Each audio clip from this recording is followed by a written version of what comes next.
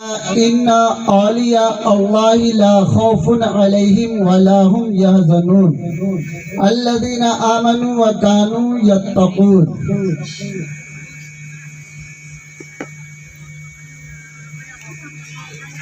لا اسألکم اجرا الا المودۃ فی القربى۔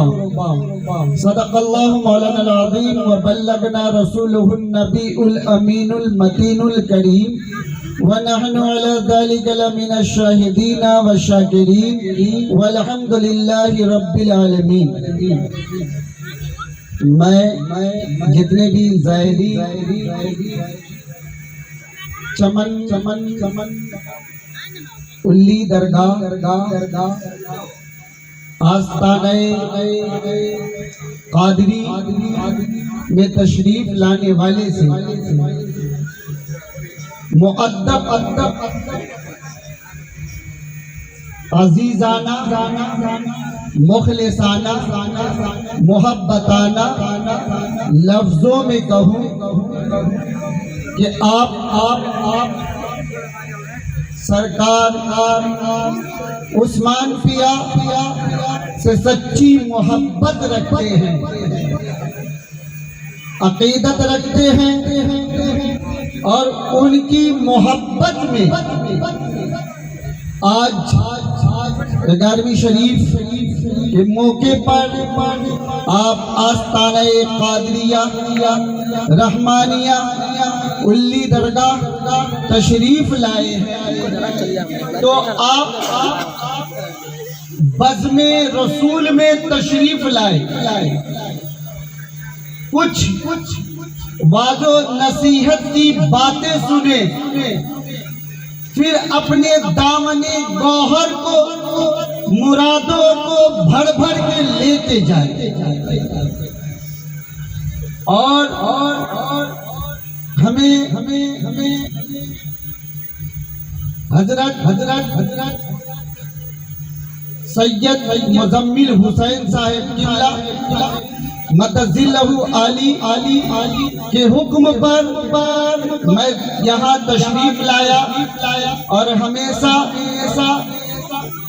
گئے سال چھوڑ کر غالباً اکثر آتا رہتا ہوں، مگر آج آدمی کی تعداد زیادہ ہے مگر محفل میں آدمی کم ہے، اور پہلے کے نسبت آدمی کم آتے، محفل بھرا ہوا نظر آتا۔ آپ اپنی عقیدت محبت پیش کریں اور بارگاہ غوثیہ میں چند خراج عقیدت پیش کرتا ہوں۔ آپ بیٹھے اور سرکار غوث اعظم رضی اللہ تعالی عنہ کی حالات زندگی سنے،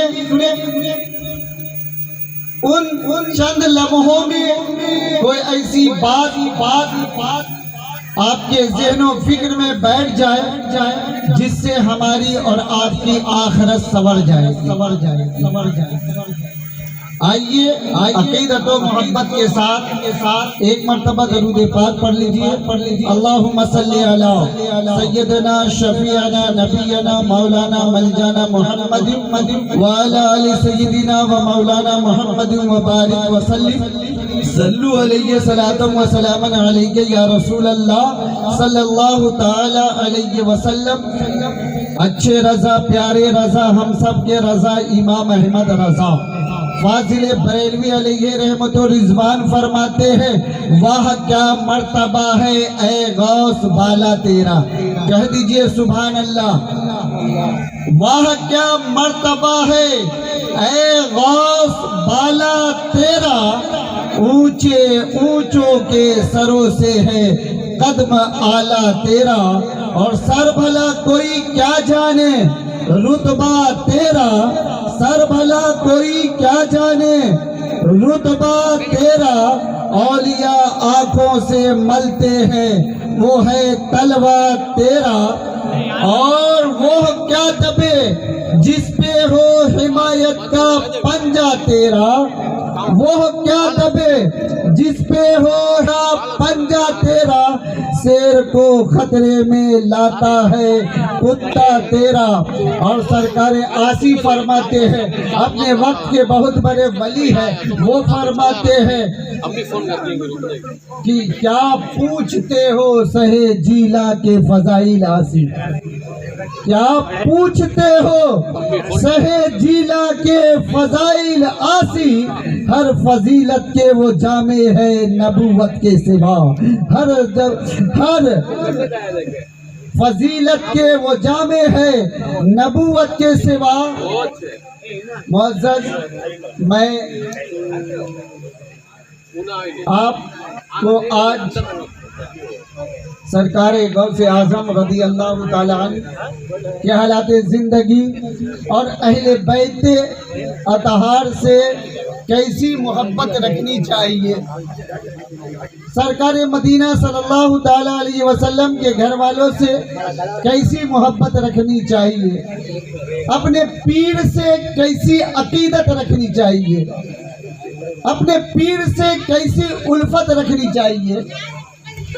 میں یہی چند جملہ آج آپ کے گوشے گزار کر کے جا رہا ہوں۔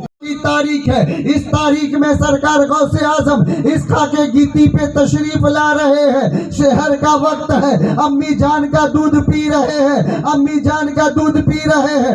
جب شہر کا ٹائم ختم ہو گیا، اس شہر کا ٹائم اب ختم ہو گیا، ماں اپنا پستان پیش کر رہی ہے، سرکار غوث اعظم اپنا دودھ نہیں پی رہے ہیں، سرکار غوث اعظم دودھ نہیں پی رہے ہیں، بلکہ امی جان بار بار اپنا پستان اپنے بیٹے لخت جگر غوث اعظم کی بارگاہ میں پیش کر رہے ہیں، مگر غوث اعظم دودھ نہیں پی رہے ہیں۔ معزز محترم، الی درگاہ میں آنے والے زائرین، ذرا ذہن کو آپ تر و تازہ کر کے یہ باتیں سن لیجئے۔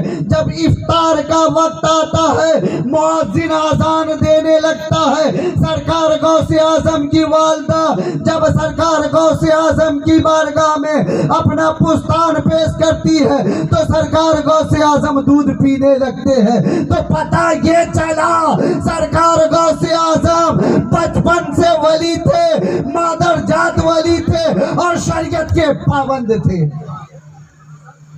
شریعت کے پابند تھے۔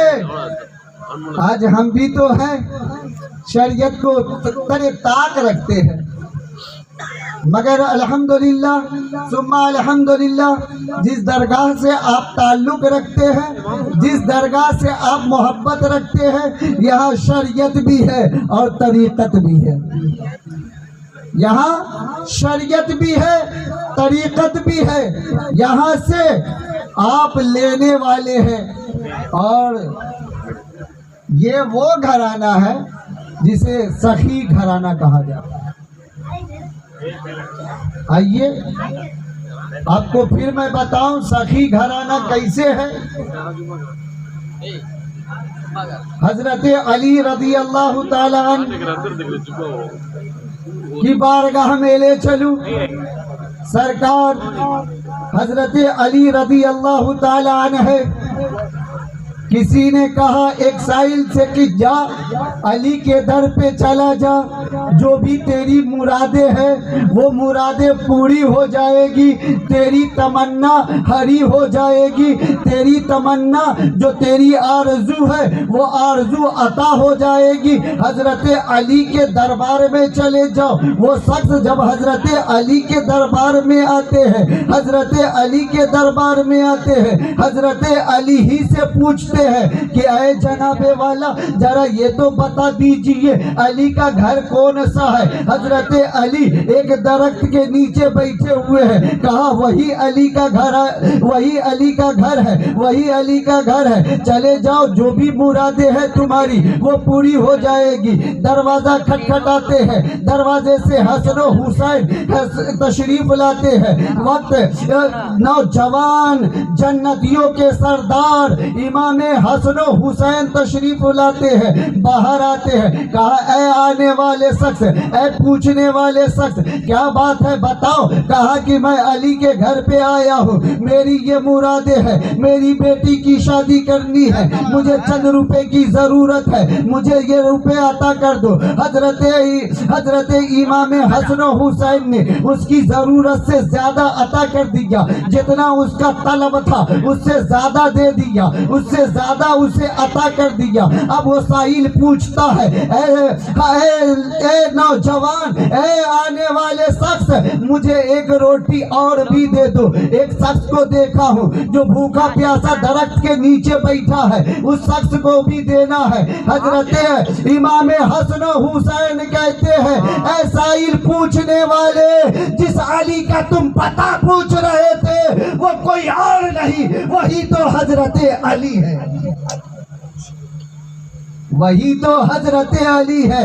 تو وہ در ہے کہ جہاں سخاوت کا دریا بہتا ہے، اور اسی گھرانے سے ہمارے سید پیر طریقت رہبر شریعت گل گلزار رحمانیت حضرت سید عثمان شاہ قادری مدظلہ علی نورانی تعلق رکھتے ہیں، اور اس گھرانے سے سرکار اعلیٰ حضرت فرماتے ہیں کہ تیری نسل پاک میں ہے بچہ بچہ نور کا، تیری نسل پاک میں ہے بچہ بچہ نور کا، تو ہے عین نور، تیرا سب گھرانہ نور کا، تیرا سب گھرانہ نور کا۔ تو وہ یہ گھرانہ ہے کہ یہاں آنے والے عقیدت سے آئیں گے، سب کچھ دامن بھر کے لے کے جائیں گے۔ آپ نے سنا ہوگا سرکار غوث اعظم رضی اللہ تعالیٰ عنہ کا یہ وہ واقعہ کہ آزمانے کے طور پہ یہودیوں نے ایک شخص کو جو زندہ تھا آزمانے کے لیے، کہ سنا ہے کہ غوث اعظم کے در سے کوئی خالی نہیں لوٹتا، اور وہ جو کہہ دیتے ہیں وہ پورا ہو جاتا ہے، اور سنا ہے کہ وہ مردے کو بھی زندہ کرتے ہیں۔ کہہ دیجئے سبحان اللہ۔ سرکار غوث اعظم کے پاس یہودی، یعنی کہ جو موسیٰ علیہ السلام کے ماننے والے اسے یہودی کہتے ہیں، یہودی نے ایک شخص کو، زندہ آدمی کو کفن پہنا کر سرکار غوث اعظم کی بارگاہ میں لے گیا اور کہا حضور یہ مردہ ہے، اس کا جنازہ کی نماز پڑھا دیجیے۔ ملاحظہ کریں، یہ مردہ ہے، اس کا نماز جنازہ آپ پڑھا دیجیے۔ سرکار غوث اعظم کہتے ہیں واقعی میں مردہ ہے۔ ہمارے جملے کو پکڑیں گے، جو اردو سمجھتے ہیں تو تھوڑا سمجھے۔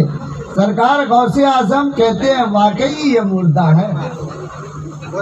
کہاں حضور یہ مردہ ہے، اس کی نماز جنازہ آپ پڑھا دیجئے۔ کہا سوچ لو، جی سرکار یہ مردہ ہے۔ کہا کہ جب مردہ ہے تو چلو نماز جنازہ پڑھا دیتا ہوں۔ سرکار غوث اعظم نے کہا چلو مردہ ہے، آپ جملہ لیجئے، چلو مردہ ہے تو چلو جنازہ کی نماز پڑھا دیتا ہوں۔ اب یہ لوگوں کو ذہن میں تھا کہ ارے ہم تو آزمائش میں آئے ہیں، یہ تو مردے کو زندہ کرتے ہیں، اور لوگ کہتے ہیں کہ سرکار غوث اعظم کو سب خبر رہتی ہے، تو اس میں زندہ آدمی کو وہ کیسے نماز جنازہ پڑھائیں گے؟ وہ تو کہہ دیتے کہ یہ زندہ ہے، اس کی نماز جنازہ نہیں ہوگی۔ مگر سرکار غوث اعظم نے اسے 3 مرتبہ پوچھا تھا یہ مردہ ہے؟ ہاں سرکار یہ مردہ ہے۔ یہ مردہ ہے؟ ہاں سرکار یہ مردہ ہے۔ تو یہ مردہ ہے تو چلو اس کی نماز جنازہ پڑھا دیتا ہے۔ جب سرکار غوث اعظم نے जनाजे की नमाज पढ़ा दी। अब ये सब लेकर अपने साथियों को, जैसे अभी चंद लड़कियों को देख रहे हैं, उल्ली दरगाह में आए हैं, बस फोटो कैसी कर रहे हैं, दे धनाधन फोटो ले रहे हैं, बल्कि फैज के घर से नहीं आए, फोटो खिंचाने के घर से आए। फैज लेने आना आम बात है, फैज लेना हर कोई की बात नहीं है, फैज हर कोई नहीं ले पाता। जिसके अंदर अदब होगा वही फैज याब होगा। इसीलिए शेख सादी रहमतुल्लाह अलैह फरमाते हैं, बाअदब बानसीब, बाअदब बानसीब, बेअदब बेनसीब। जो अदब वाला होता है वही तो नसीब वाला होता है, और जिसके अंदर अदब नहीं वो नसीब वाला नहीं। वही सरकार गौसे आजम रज़ी अल्लाह तआला अन्हु के पास मजाक के तौर पे ले गया था, मजाक सोच के गया था। सरकार गौसे आजम ने जब नजामा जनाजा पढ़ा दी, उन लोगों ने जब एक तरफ ले गए, कहा उठ यार, चल उठ। अब जब उठने के काबिल नहीं, अरे यार हो गया, मजाक हम लोगों ने कर लिया, उठो, चलते हैं। अब उठ नहीं रहा है, परेशान हो गया। कोई नफ्स को देख रहा है, कोई उसके गर्दन के पास हाथ रख रहा है, कह रहा यार ये तो मुर्दा हो गया है, वाकई में ये मर गया है। अब सब परेशान हो गया, सब परेशान, सब भागते हुए सरकार गौसे आजम के पास आ गए।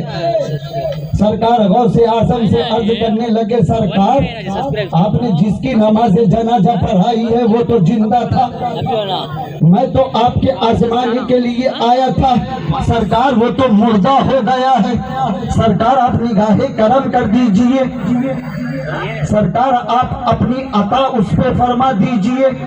कहा मैंने 3 मरतबा तुमसे पूछा था ना, मैंने 3 मरतबा तुमसे दरियाफ्त किया था ना कि वो मुर्दा है, तो तुम लोगों ने कहा हाँ हुजूर ये मुर्दा है। फिर मैंने पूछा ये मुर्दा है ना, तुमने कहा हाँ हुजूर ये मुर्दा है। मैंने फिर पूछा ये मुर्दा है ना, तुमने कहा हाँ हाँ मुर्दा है। तो मुझे कह लेने दिया जाए कि सरकार गौसे आजम को जब आजमाने गया, जिंदा लेके गया, मुर्दा हो के आया।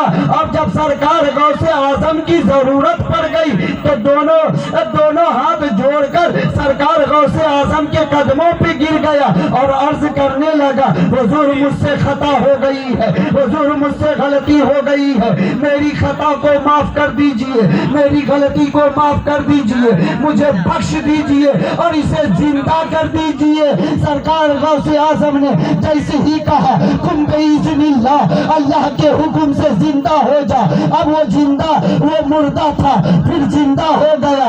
जब उसने देखा कि गौसे आजम कोई नबी नहीं है, गौसे आजम कोई नबी नहीं है बल्कि नबियों के गुलाम है, नबी के दर के गुलाम है, जब इनका पावर इतना है तो मदीने वाले का पावर कितना होगा, सैयदो अंबिया का पावर कितना होगा, अहमद मुज्तबा का पावर कितना होगा, शम्सुद्दोहा का पावर कितना होगा, बदरुद्दोजा का पावर कितना होगा, नबी कौनैन का पावर कितना होगा। उसके गुलाम में इतना पावर है तो नबी में कितना पावर होगा और उसका लाया हुआ दीन कितना पावरफुल होगा। हुजूर अब तक तो हम बेदीन थे, अब मुझे अपने गुलामी में ले लीजिए और मुझे कलमा पढ़ा दीजिए और दाखिले इस्लाम कर लीजिए।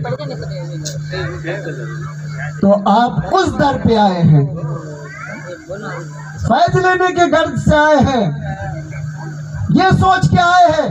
घर से चले होंगे तो ये तो सोचे होंगे ना कि आज जा रहा हूँ आस्ताने कादरिया पे, आस्ताने रहमानिया पे, वहाँ फैज का दरिया बट रहा होगा, चलो उस दरिया में हम भी नहा लेंगे। यही सोच के आए होंगे। जो आने वाला ज़ायरीन है उसके दिल से पूछिए, यही सोच के ना आया होगा।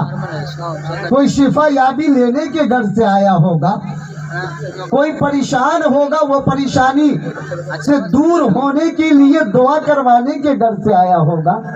ہر کوئی اپنی اپنی مرادیں لے کے آیا ہوگا, اور کچھ لوگ ایسے ہوں گے کہ جو گھومنے کے ڈر سے آئے ہوں گے, فوٹو کھینچانے کے ڈر سے آئے ہوں گے, یہاں کے نظارے دیکھنے آئے ہوں گے. تو جو دیکھنے آئے ہوں گے وہ دیکھتے رہ جائیں گے, اور جو لینے آئے ہیں وہ دامن بھر کے لے کے جائیں گے. جو لینے آئے ہوں گے وہ دامن بھر کے لے کے جائیں گے. نعرہ تکبیر. میں آپ کو ایک بات کلکتے کا سناتا ہوں.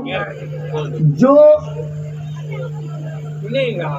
ایک کتاب ہے آسان تقریر, اس میں علامہ نے لکھا ہے کہ ایک غوث اعظم کا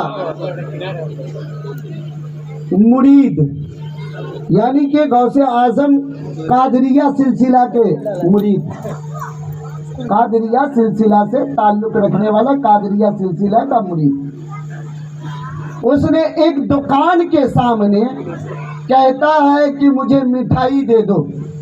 ذہن کو کھول کے سنیں گے, توجہ سے سنیں گے تو اچھا لگے گا. مٹھائی کی دکان پہ جا کے کہہ رہا ہے مجھے مٹھائی دے دو, نہیں تو تمہاری دکان کو پلٹ دوں گا.